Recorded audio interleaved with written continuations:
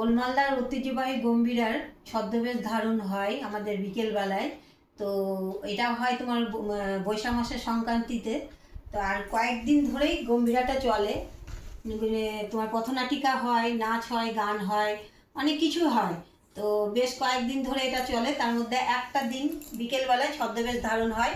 তো 25 জায়গায় ছদ্মবেশ ধারণের জাজরা বসেছিল পাড়ায় পাড়ায়। তার মধ্যে 15 জায়গায় আমার ছেলে আর হাজব্যান্ড ছদ্মবেশ ধারণ সেজেছিল, সেখানে পুরস্কার পেয়েছে, 15টা পেয়েছে। তো 15টার মধ্যে একটা পুরস্কার এখন পাইনি, 31 তারিখে পুরস্কারটা দেবে। আপাতত এখানে 14টা পুরস্কার আছে। তো এইটা হচ্ছে তোমার ফার্স্ট প্রাইজ, এটাও ফার্স্ট প্রাইজ, এটা এখানে ফার্স্ট প্রাইজ, এখানে সেকেন্ড প্রাইজ, এটাও ফার্স্ট প্রাইজ। তো যাই হোক, এখানে দেখাচ্ছি তোমাদেরকে। এখানে কাপ সেট আছে, দেখতে পাচ্ছ, খুব সুন্দর একটা কাপ সেট। এখানে একটা হটপট আছে, এখানে আছে তোমার ট্রে,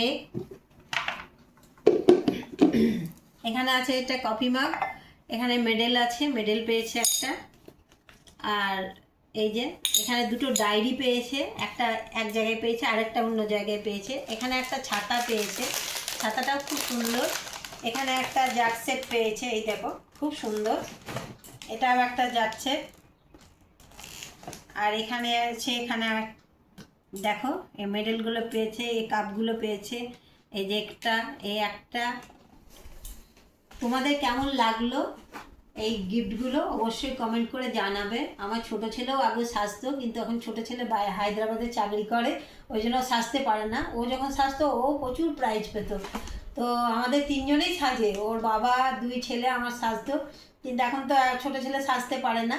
তো যাই হোক, এইবারে ওর বাবা আর বড় ছেলে সেজেছিল, 15টা প্রাইজ পেয়েছে, একটা এখনো বাকি আছে। তোমাদের কেমন লাগলো অবশ্যই কমেন্ট করে জানাবে।